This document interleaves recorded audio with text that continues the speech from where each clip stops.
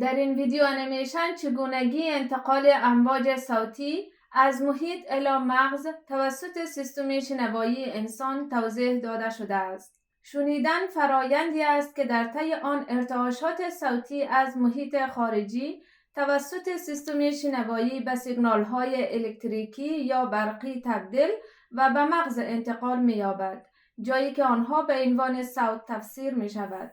لاله گوش که از غضروف ساخته شده به صورت شیار مانند و به شکل یک قیف کم عمق نامنظم می باشد، امواج صوتی را جمع آوری و به پرده گوش هدایت می دهد.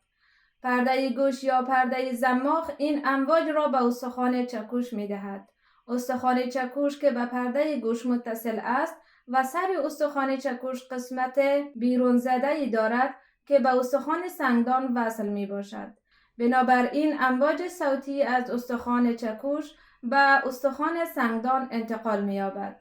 سپس سنگدان ارتعاشات اخذ شده را به بخش داخلی تر گوش میانی که استخوان رکاب است هدایت می‌دهد. رکاب ارتعاشات صوتی را به قسمت حلزون گوش می‌دهد که با لغزش حلزون گوش مایع و حجرات مویی شکل درون آن به حرکت می‌آیند و منجر به ارسال پیام به عصب گوش می شود. عصب گوش پیام ها را جمع آوری کرده جهت تحلیل و تفسیر به مغز انتقال می دهد.